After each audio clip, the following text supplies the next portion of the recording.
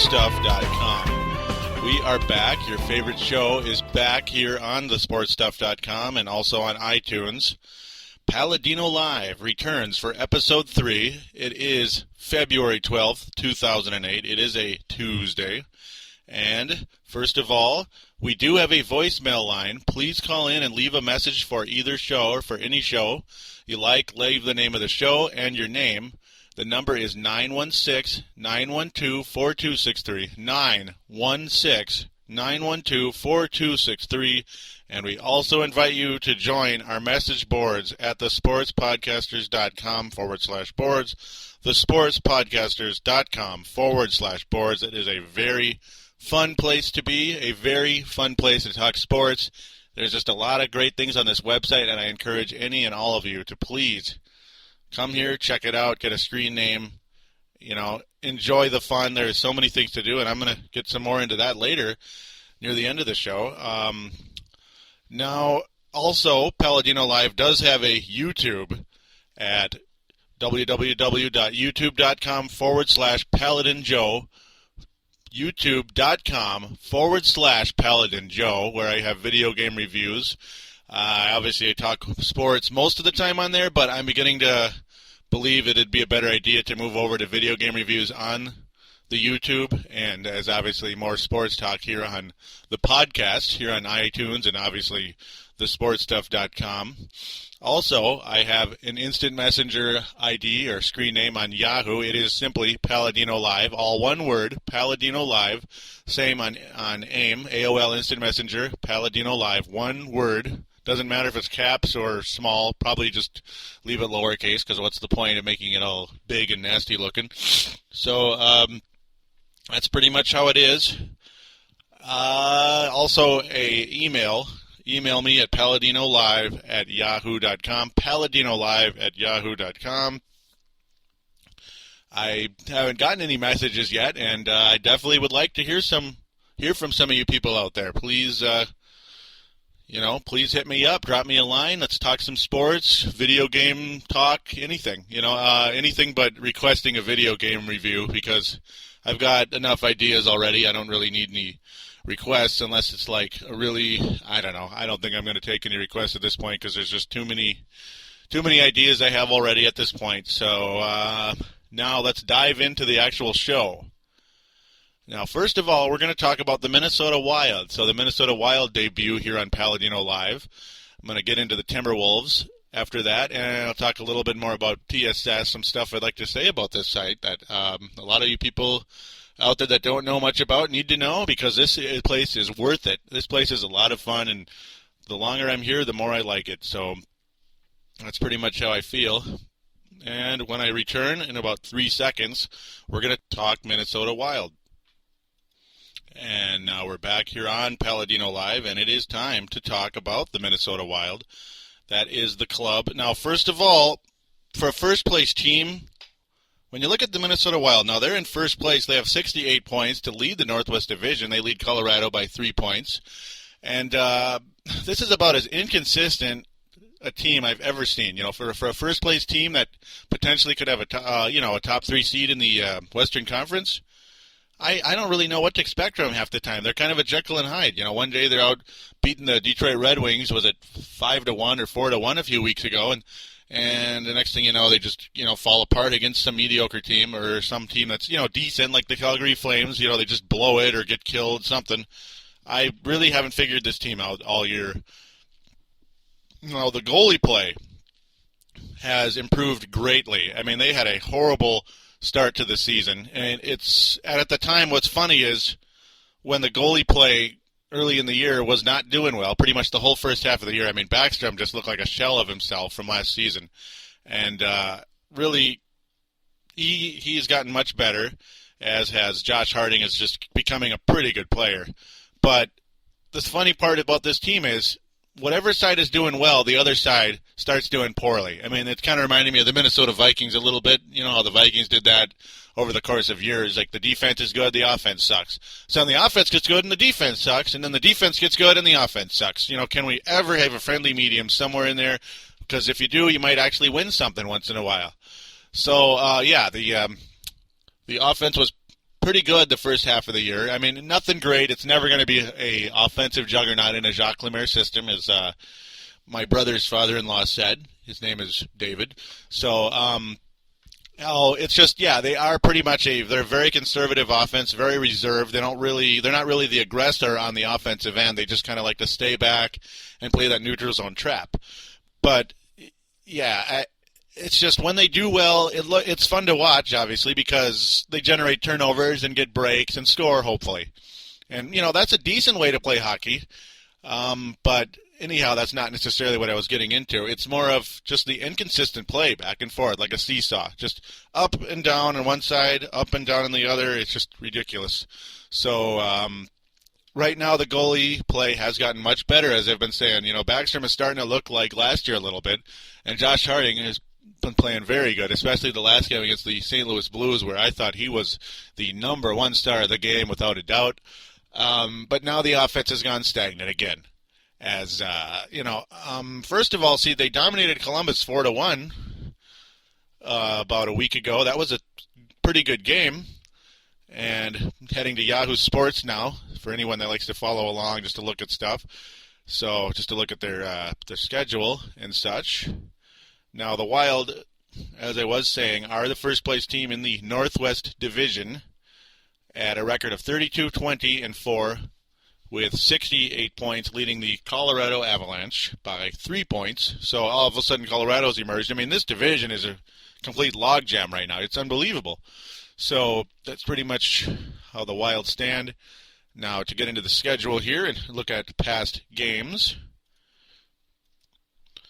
The past games, all right, they defeat the Columbus Blue Jackets 4-1, as I said, and computers just being slow as always. Gaborik scored twice in this game. I mean, Marian Gaborik is having a very nice year. Like as I was saying, the offense kind of has been sucking this year, but Gaborik has been the only constant, and thank God. Thank God the Wild have a guy like this, and I hope he sticks around for his whole career. I mean, this is a guy, if we lose him, I would just be beside myself. It'd be, the Wild, I mean, they'd lose my interest a little bit if they lost Gaborik, because he is so fun to watch. So, yeah, Gaborik, 2 goals. Dimitra, 2 assists. Fedorik has been very valuable. He's a big enforcer, Todd Fedorik, who replaced Derek Boogaard, the boogeyman, who's been out with a back injury most of the season. So, a very popular guy, especially with my former coworker Nola out there, if you're listening, who loved Marian Gaborik. Well, she loves him too, but loved Derek Boogaard. Koivu picking up an assist in the game. Ralston, who is a valuable asset, but not always my favorite player on the team, just because he's up and down and such. He makes kind of plays sometimes that bug me, especially on the shootout. I don't know why they keep putting him out there, but yeah, that was a very good game for the Wild as they pretty much took charge. I mean, look at Nicholas Backstrom. He faced 34 shots and made 33 saves, so that's pretty dang good. With the improving Blue Jackets, they're not a great team just yet, but they're improving a bit. And then after that, on Tuesday, they lose a game to the Detroit Red Wings, 3-2 in overtime. So I mean, it could be worse. It was here, so it could be worse than losing to the best team in the entire league in overtime, but still, they were winning the game, and they gave it up really late in the game with only only a minute and 20 seconds left in the game. Daniel Cleary puts it in unassisted, and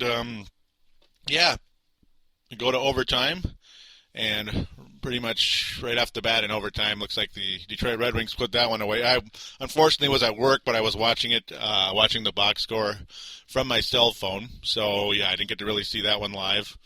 I am more of a Timberwolves fan most of the time, but I'm still very much a hockey fan and love the Wild. Koivu, another assist. See, there's another guy who's been consistent all year when healthy, because obviously he missed quite a bit of time because of Mattias Olin's cheap shot to his leg, where he cracked Koivu's leg. He was supposed to only be out like a week or two, ended up missing about 2 months. So Wild are very lucky that they didn't go on a major downtrend after that. I mean, they did for a little while, a small downtrend, but yeah, it just inconsistent play regardless of who's on this team. Backstrom, though, phenomenal again. I mean, look at how many shots he faced. 38 shots, 35 saves, versus Dominik Hasek, who only faced 26 shots and made 24 saves. So Hasek has generally had the Wild's number over the years. He's the kind of goalie who just, you make the greatest move on him and he still stops it. It's like, you got to be kidding. So that's pretty much how it's been. And then the next game is the one that just, look at the score. Dallas 1, Minnesota nothing. Come on, man. I don't care if you love defense and you're a purist and all that stuff. Sure, all of us old-fashioned sports fans, I'm not necessarily old-fashioned, but I've been a fan for, approaching 20 years. Well, I started watching sports in 1987 when the Twins won the World Series, so yeah, 21 years sports fan. But Lord have mercy, 1-0. I can't watch that kind of crap, especially, the Dallas Stars are not really the kind of team I look at as a great defensive team anymore. Years ago, yes. Now, I guess, I don't know.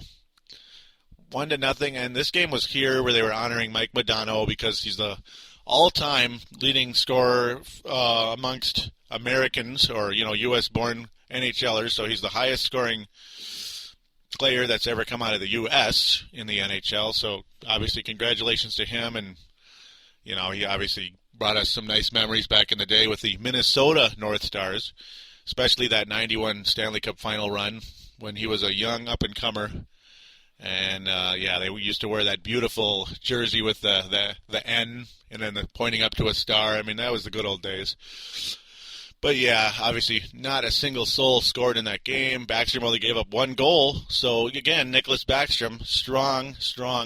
He was the number 2 star in that game. And Mike Smith, number 1, of course, because he's the only guy that scored late. Or actually, it looks like it's early in the third period. My bad. So, yeah, that's all she wrote for that game. Very frustrating. The inconsistency just drives me insane. So that's pretty much how that goes.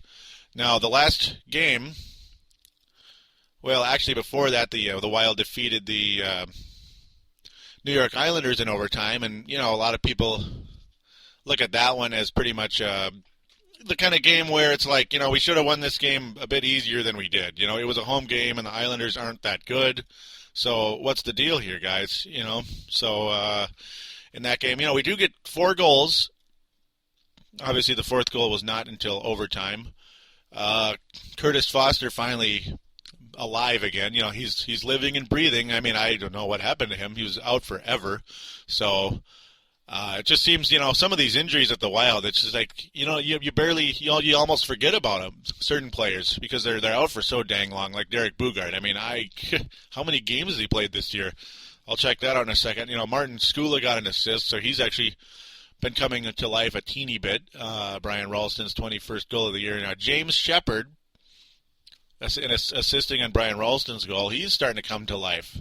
There's a guy I really like a lot. He's made some nifty plays in the recent game against the St. Louis Blues. I was like, hey, he's getting his stick on the opponent's puck in just, a cool way. He just strips it right out of them, strips it right away from him, and just the way he does it, it's fun to watch. And I think this youngster, who's only, I believe, 19 years old, is on his way to becoming a very solid pro indeed. And I'm very happy the Wild were able to get him in the draft, and that they were willing to promote him to the National Hockey League. But, they didn't even send him to they didn't let him go back to the juniors because they figured it's not worth it. And I guess he's too young to go to Houston. So interesting rules with the NHL. Koivu gets an assist. It's like Bouchard an assist and another Brian Ralston goal. So, yeah, Ralston scoring twice against the New York Islanders. But then the cool part, defenseman Brent Burns, gets the game winner. His 10th goal of the year, Gabrick assisting, Schultz assisting. So, Brent Burns is a player I really enjoy. He is on my fantasy team. He already has 30 points. He is a young, up-and-coming defenseman who has a chance to be very special. He turns 23, only 23, on March 9th. So, yeah, he's, 1 year after my brother's birthday. Obviously my brother's considerably older than him, so 7 years older than Brent. But, the Wild finally have a defenseman who can score, a defenseman who can, set up people, So yeah, 10 goals, 20 assists on the year. This young man is on his way to becoming one of the better defensemen in the league, and thank God. I didn't really see that happening until midway through last year, if this guy is really going to be that kind of player, and it's starting to look like it. So that's pretty much how things stack up at the New York Islander game, and we're going to get talking to Brent Burns again, about Brent Burns again, because in the St. Louis Blues game, Brent Burns was the hero. So this game, Marian Gaborik scores early in the first period, only 5 minutes, 21 seconds into the game. Nets his 29th goal of the season. Assists by Kim Janssen and Todd Fedoruk. But that was it in regulation for the Wild. And then Paul Kariya ties it up a little bit after the midway point in the first period. His 14th goal of the year, the aging but talented Paul Kariya ties it up, but that was it. No more goals in regulation. Off to the shootout. It was nothing but misses and such. I mean, St. Louis scored on their second attempt in the shootout, but then an unlikely hero, a guy who, puts this, makes just kind of a really dorky move, Pavel Demitra, who just kind of goes off to the side and puts in kind of a little tippy little shot, and he scored. So we'll take it. An unlikely hero there, even though Dimitra's talented, he's not a shootout type of player for some odd reason. Players then traded misses, one after the other, especially some really ugly ones by Bouchard and Koivu, guys who I expect to get it done at times because they're quick with the stick. They're really talented players, Koivu and Bouchard, but they put up a couple of raunchy shots. Thankfully, though, Josh Harding was an absolute hero, stopping some really good plays or good dekes and such from St. Louis, including Paul Kariya, Perrin, Rushinsky. But then Brent Burns puts in this nifty move. He's on his way in from the left, and then just or from the right, I believe, and then slides over to the left at the last second, just the way he did it with his body, and then kind of juked his stick in and put it right past the goalie, and ended up being the winner because Josh Harding made another great save on the final play, and the Wild pull it out and stay in first place, believe it or not. I mean, we could have lost this game very easily. I don't know how many times this year the Minnesota Wild have sucked in the shootout, but this game, finally, fortune changed a bit, and the Wild still in first place despite inconsistent play all year. So it would be so nice if this team were to catch fire and break away from this division, as there's a logjam between Minnesota, Colorado, Calgary, Vancouver. Three teams that could all win the division with a couple of, with a 3-game winning streak would be in first place pretty much. That's not much to ask, as there's really only one super dominant team in the Western Conference. I mean, every team is good, but the Detroit Red Wings with 87 points are way ahead of the Wild. They are 19 points ahead of the Wild and 12 points ahead of the Dallas Stars. So that's how things stack up in the Western Conference. Over in the Eastern Conference, the Ottawa Senators continue to be the best team over there, as they have been the best team in the Eastern Conference for a long, long time. I wouldn't be surprised if they won the Eastern Conference once again and made a return to the Stanley Cup Finals, unless the number 2 seeded, up-and-coming, high-flying, ultra-talented Pittsburgh Penguins, who are only 3 points behind the Ottawa Senators, emerge. Now, that'd be a lot of fun, and I know the NHL would love it. NHL fans would love it. You got, so many talented players on the Pittsburgh Penguins, especially the young Crosby. So let's see what happens.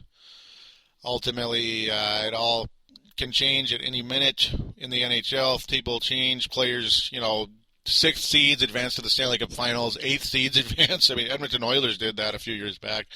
They didn't win, but they went to Game 7. So you never know in this league. See if Anaheim is back. They're the 5th seed. They actually have more points, and they have one more point than the Wild. So watch out for the Anaheim Mighty Ducks. Unfortunately, because they're getting all their stars back because they're pretty much manipulating the salary cap. That figures. So the old guys come back later in the year, so the salaries sneak into the salary cap. So that's how the Anaheim Ducks are manipulating the market, and it sucks, but hey, I mean, if they can do it, they can do it, and watch out for them. They're probably the biggest threat, really, I still would say. other than the Detroit Red Wings, who are incredible. Obviously, they lost early last year in the playoffs for some strange reason. We'll see if that happens again. And now we are going to shift gears and talk a little Minnesota Timberwolves and NBA. And we shall return very quickly. And I have returned very quickly, of course, as I said. We are shifting gears to the National Basketball Association and primarily the Minnesota Timberwolves.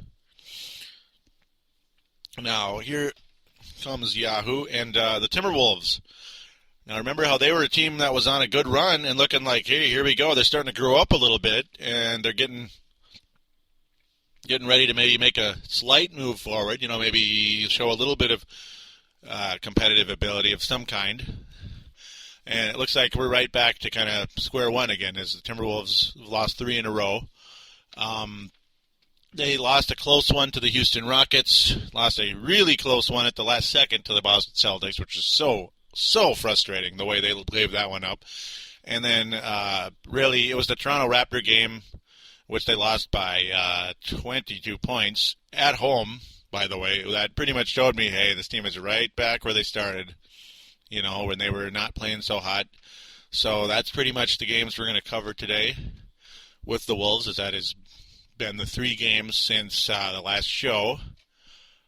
So, yeah, 0-3, and it looks like we're right back where we started. First of all, take a quick look at the Houston game, and Al Jefferson played great ball. Absolutely phenomenal. He just was, that was the game. It looked like Al Jefferson is ready to just take over the league practically. 33 points, 16 rebounds, 3 steals, 3 blocks. Dang. You know, it's like, are you kidding me? 5 of 5 from the line again. So Al Jefferson has been making his free throws as well.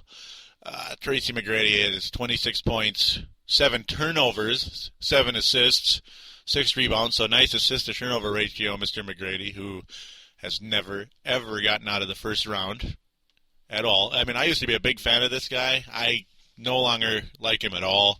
What was great, though, is how cocky he was getting when he was hitting big shots down the stretch, because it's like, you know, come on, man. The guy, how many playoff series have you won? I mean, obviously the Wolves have only won 1 as well, so it's like nothing much really to say there, other than it's like the guy's getting all cocky like he's Mr. Clutch. And, yeah, I'm sure he'll be real clutch in the playoffs once again, McGrady, if you make it. So this game was frustrating. It was frustrating indeed, as the score, the Houston Rockets win 92-86. The Wolves were winning most of the way, or at least it was kind of a back-and-forth type of game. But especially late in the game, the Wolves looked like they might squeak this one out. But, yeah, as I was saying, McGrady pulled it out in the end. Ryan Gomes, another, you know, pretty much an average game out of Ryan Gomes, 12 points, 6 rebounds. He pretty much did nothing, I believe, in the first half, and then kind of sort of came alive later in the game. Not the best game from Gomes, not the worst game. You know, a couple of 3-pointers, though, which is nice. McCants in 27 and a half or so minutes got 15 points off the bench, and, yeah, that's pretty much what I see McCants being for this team, a guy who is a spark off the bench, if anything. In stretches late in the game, Craig Smith was mighty, absolutely powerful. He only got 7 points, 6 rebounds in the game, so his stats don't really show how good he was in this game. Most of his points and rebounds came late, as he was, give me 1 second, I got a phone here, as once again my show interrupted with a phone call, but was able to edit that out of this show. Anyhow, I was talking about Craig Smith, how he came strong late in the game. Very valuable down the stretch. So, really Gomes and Smith and stats don't show it, but they were solid in the game. So that's pretty much all there is about that game, other than the Wolves just let it go again. Brewer only 8 minutes in the game. Corey Brewer only 8 minutes. So more wild, weird rotation by Randy Whitman. He tends to change things a lot. My impression of that is he is a little bit impatient. So when he was talking about being patient, I begin to wonder sometimes about that statement. I was back in the press conference early before the season started. And here's the game that was a heartbreaker. The Boston Celtics and Timberwolves. Celtics visit Minnesota. Garnett, of course, did not play. And the fans gave him a long, long ovation. And yeah, it's nice what he brought here. Is he brought us to respectability, competitive team. Took us to several playoff appearances. Only one exit from the first round, though. Sorry, one advancement from the first round. As really the whole thing, I believe. Unfortunately, I hate to say it to Wolves fans out there that are listening to this broadcast, but Kevin Garnett's stay here was a disappointment. When you consider how talented he is, and he had players around him that could have, in some cases, they could have done more than they did. I believe when you had Chauncey Billups and Zerbiak here, I think they could have done more. Honest to God, Wally Zerbiak, they could have done more than get creamed by the Dallas Mavericks in the first round or something. Anything. And I just don't know. I don't really know how to grade it other than it was kind of disappointing. It's obviously not all of his fault because Kevin McHale made some horrible moves. As Marcus Forecaster, someone who may be on this show at some point, who he pretty much would call those deals with the devil. Like getting Sprewell and Cassell, that was a great move for 1 year, but then by year two, it's like the honeymoon was over and they hated the team. They loved Garnett and stuff, but they treated everybody else in the team, like Zerbiak and such, like crap, and they treated the coach like crap. It was just, and the owner like crap. So it's like, well, okay, that's great. Now everything's going down the toilet, and yeah, we haven't been to the playoffs since. So since that 2004 playoff run, we have not returned to the playoffs, and I don't expect us to get back for a while. But yeah, that's my analysis on Garnett. I wouldn't call it a complete debacle, but it was a failure, and we'll see how it works out in Boston. So far, it looks absolutely great, as Celtics have a great chance to get an NBA championship, as they are, I believe, 16-0 against the Western Conference. That bodes well for the Boston Celtics, should they make it to the finals. That bodes very, very, very well. They are a deadly matchup for all of us over here in the Western Conference. And the thing is, it is kind of like Garnett, with two stars again. Except this time, these guys are professionals. Cassell is a guy who gets hurt a lot, and he complains constantly. He doesn't get along with coaches. I don't know what coach he's ever gotten along with. And as much as I love the guy, just because he's so clutch, and he's funny. Sam Cassell is a funny guy who likes to dance around and such, but he just makes you laugh. He's more of an entertainer almost than a player sometimes. But the guy is not a good chemistry person at all. And Latrell Sprewell, I can't even put into words what a pile of caca he is. I mean, oh my God. 14, 15 million a year, and he thinks that taking a pay cut for, what did he average, like 12 points a game or something? He taking a pay cut is down to like 7 million a year is so horrible. What an ass, Latrell Sprewell, so that obviously is not Ray Allen and Paul Pierce, not even close. So this is a perfect mix for Kevin Garnett. You got the clutch ability and the professionalism and the talent. You put that together, and not to mention Rajon Rondo, the point guard of the Boston Celtics. Rajon Rondo, that guy is, I'm falling in love with his game. He is awesome. He is just a tiny little guy who can rebound. His passing ability is unbelievable, and he's also got the guts to take some big shots. Despite having 3 stars on his team, he'll still take big shots. So he's a fairly confident individual to do that. Because usually you'd think, oh God, why is he putting up these shots when you got these other dudes? And the thing is, he hits them. So Rajon Rondo is a guy that Kevin McHale was trying feverishly to get in the Kevin Garnett deal. And, I was thinking, because I was starting to really like him late last season, as I also like the Celtics, have followed them closely, as I've said before. I was all for it, too, being he's such a phenomenal passer, and has a chance to be pretty good someday. The Wolves obviously wound up with Telfair instead, so it would have been nice if we could have got Rondo. Man, Rondo and Foy in the backcourt would have been a lot of fun. To switch Foy over to shooting guard, as that's probably a slightly more natural position. But it's pretty much how it goes with that. Celtics absolutely unwilling to give him up, and good for them, I guess. But the story of the game, in terms of the Wolves, was not Al Jefferson, not Garnett, not any of that. For a while there, it was Corey Brewer. With that guy was putting up some serious hustle, some great defensive plays. I mean, he had 3 steals in the game. He could have had about 6 or 7. He was just diving for the ball, barely couldn't save him after you tip it out of the Celtics' hand. And Brewer looks like he is on his way in the next year or two to becoming a very, very valuable individual on this team. Ryan Gomes, another okay game, 13.6 rebounds, over 2 from three-point range, so his first over in a while, I guess, from three-point range. But, he's not perfect. It's just, but yeah, again, when I was talking about the odd rotations of the Wolves, now why did Brewer only play like 6 to 8 minutes last game, and he starts this game and plays 30 minutes? So I say keep Brewer in the starting lineup. I think they should, because what's the point of messing around with it? He has the chance to be better than anybody else pretty much at the small forward spot on this team. I say leave it alone. McCann's only 19 minutes in this game. 8 points, though, so solid off-the-bench guy. That's all I want him to be. I don't want him starting. Foy started out awful in this game. Only 3 of 12 from the field for the game, but those 3 baskets later on were very solid plays.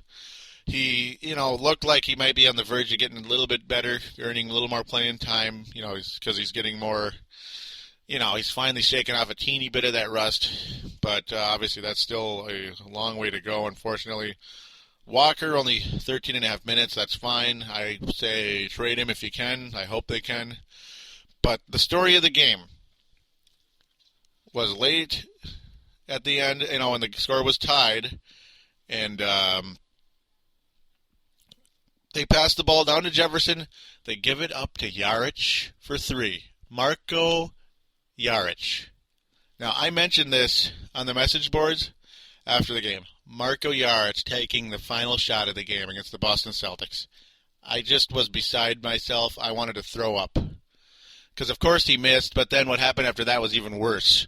Not only did we not get the rebound, nobody got back on defense, and the Boston Celtics, I believe it was Leon Poe, got a free layup. And guess what? The buzzer was sounding, and the game was over. I was just staring. I mean, I was talking to Farzine at the time on AIM, and I got pretty dang quiet for a while there, as he would probably remember. I was just shocked. It's like, I know I don't expect this team to win many games this year, but just come on. Why are you just throwing a game away like that? That made me sick. It was, and just a horrible decision. Marko Jaric. There's so many guys I would have preferred with the ball.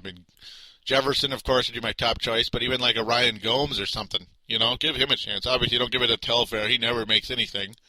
What did he have, like 2 points in this game? He made some great passes, though. Sebastian Telfair made some great passes in the game. He had 6 assists. It looked like he had 10 assists, though, because he made some nifty plays. But, yeah, only 2 points, 1 of 8 from the floor. Jaric, just another mediocre 7.5 assist game. I can't wait till he's gone. It'll be a great day, indeed, for this franchise. As I just can't watch the guy. He's a loser. He is so lucky, and I don't know what the what is it, a Victoria's Secret model, Adriana Lima or whatever. There's a lot of better players out there you could have got with, sweetheart. But whatever. So that's how that goes. Now we're going to switch a teeny bit. Still talk NBA. I'll finish up this Raptor game really quick. Toronto Raptors very quickly here. Letting this load. Again, the Wolves losing by 22 points at home to the Toronto Raptors, looking very much like they did early on in the year when we were just awful. One bright spot, Telfair, 8 assists, but of course he shot 2 of 10 from the floor. 2 of 10. So the guy can't finish, he can't shoot. He is not an offensive player. one major thing I did notice on Sebastian Telfair is that when you look at the season splits, when you click on Sebastian Telfair's player file on either Yahoo or NBA.com, or split stats, I guess, on Yahoo, when you notice one major thing, as a starter, he averages 9.3 points, 6.4 assists. His field goal percentage is 37.5. Now, look at him as a backup. Check it out. He still averages 9 points a game. Assists go down a little bit because he's not in the game as much. But look at his field goal percentage, 49.2. And his three-point percentage goes up from 20.3 as a starter to 41.7. Now, what does that tell you? See, as a sub, he's averaging 24 minutes, 18 seconds a game. What does that tell you? That tells you Sebastian Telfair, as a backup, is very valuable. As a starter, the right term for that would be he's out of his element. He is a natural backup point guard. At least that's how it appears. He doesn't seem to be the kind of guy who really likes the pressure of being a starter. That's pretty much what that tells me. So can't wait till Randy Foye gets his timing back and shakes off the rust, because then having Telfair come off the bench and giving you pretty much the same production in points, but better production per minutes, higher field goal percentage and such. That's going to be nice. I couldn't believe it. I can't believe the difference. It is unbelievable. Jefferson, 18 points, 9 rebounds. Kind of a quiet game from Jefferson. Gomes, very quiet. Played almost 30 minutes, made only one shot from the floor. 4 points, 5 rebounds, 1 steal, and nothing great there. Brewer started but only played about 20 minutes, a little under 20 minutes, 6 points, 5 rebounds. Just a crappy game for the Wolves overall. Green got to play a little bit, but I'm sure it's garbage time, and that's pretty much what it was. 13 minutes, 8 points, 3 turnovers. That's a blaring stat there. 3 rebounds. So Gerald Green probably on his way out, depending on if it's February 21st or if it is in the summer. We don't know yet. Obviously, lots of decisions to be made, including Antoine Walker, Craig Smith, Ryan Gomes. All these guys are free agents. Telfair is a free agent. It's really hard to tell what's going to happen to this team.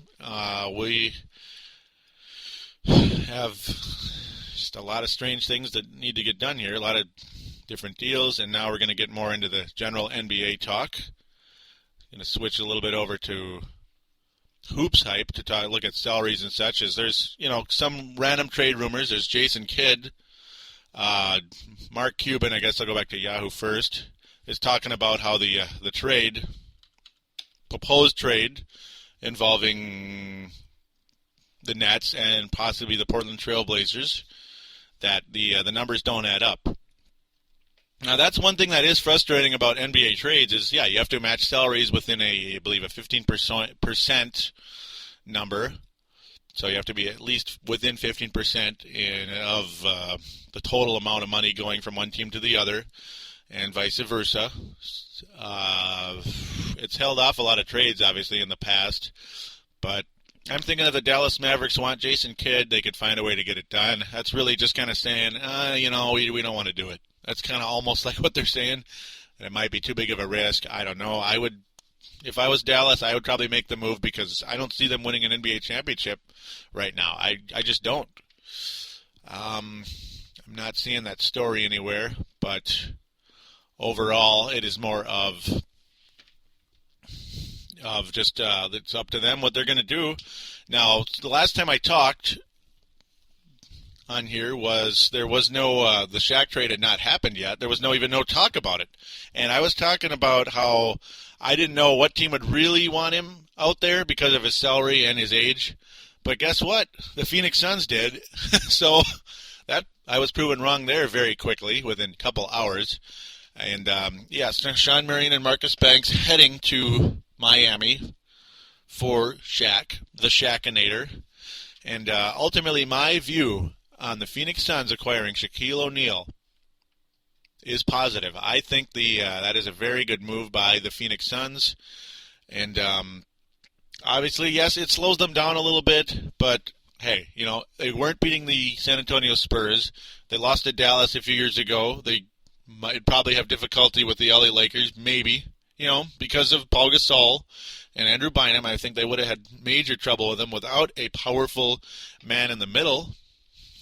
And the Phoenix Suns now have that, and they also have kept Amari Stoudemire. So if you have Shaq and Stoudemire to go along with Steve Nash, you got to believe that those three players are going to make each other better. Obviously, I mean, you got to think Nash is going to make Shaq better, and Amari is going to, take some pressure off Shaq, and Shaq's going to take pressure off Amari, and Shaq and Amari are going to take pressure off Steve Nash. So that is a nice mix, I believe. And Dang out there, Dave Eng, the host of the Phoenix Suns Run and Gun Suns show. Congratulations on that move. I like it a lot. Shaq is going to be rejuvenated because obviously in Miami he was left for dead there, and so was pretty much everyone else. There needed to be some type of change. Ultimately, I see Shaq getting out there trying to prove people wrong. I mean, it's too bad that Shaq needs to be motivated on a regular basis, it seems. I mean, he needed Phil Jackson to motivate him in L.A. He needed Pat Riley to motivate him in Miami. So once he got out of L.A., he was more motivated in Miami. Like, here we go, baby. Now I'm going to prove everybody wrong. And they got that eventually. They got a championship a year later. And now he needs this trade, to get out of Miami to get motivated in Phoenix. It's too bad. A guy that's so talented needs to get motivated on a regular basis. But hey, this is probably his last stop in the league. Just kind of like the old retired people moving to Phoenix, Arizona. Well, there it is, Shaq. I once thought about that with Miami, but no, it's Phoenix ultimately for Shaq. It's going to be fun. I'm excited about that. I'm excited to watch this Phoenix Suns team, see how they develop. It's going to be a very fun team to watch, in my opinion. Now, the other fun team to watch, funny enough as it says, is the Miami Heat. As it sounds, is the Miami Heat. They land Sean Marion and Marcus Banks. Marcus Banks is not going to play that much. He's okay. He's at least he gives them depth because Jason Williams is probably Jason Williams has got to be as good as gone, especially at his salary. Just take the take the cap relief. The sap, yeah, that's pretty much what Jason Williams is most of the time with, goofy ass play at age 31 or whatever he is. He still plays like he's 14, but Miami Heat have a chance to be pretty solid. Now, I really liked that up and down style by the Miami Heat on that Sunday game against the Los Angeles Lakers.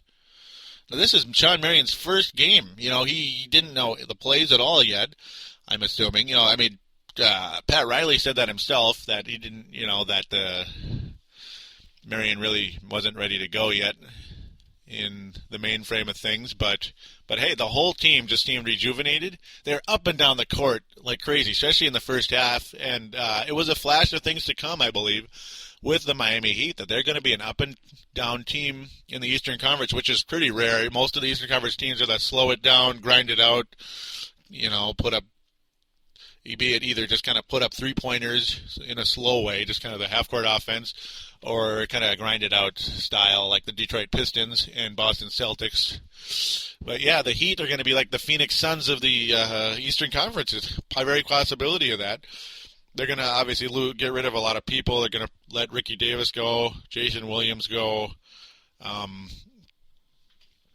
You got to think that's what's going to happen. Alonzo Mourning is as good as gone. I mean, he's retiring, and it's a shame to see him go with an injury like that, rather than just kind of play it out, maybe make a playoff run or something. But that ain't going to happen. Miami is not a playoff team. I hope that they win more games than the Wolves, because it would, and I think they will now with this move, because they are rejuvenated. It gives the Wolves a few more ping-pong balls in the draft, and I definitely do not want the Wolves to drop out of the bracket, which then they could drop below the 5th pick. So we know how the Timberwolves draft lottery luck has been over the years. It has been pitiful. it would pretty much be our luck that we have the number one ping pong balls and we get the 5th pick. So let's hope that let's hope that that's the worst we can do is the 5th pick rather than like 10th or 14th or something. So that's pretty much how it goes with the Wolves.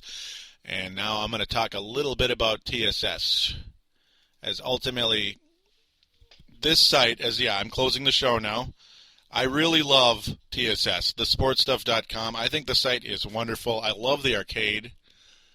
I love how much fun it is. And, it's really awesome being the Donkey Kong champion, as I won that a few days ago.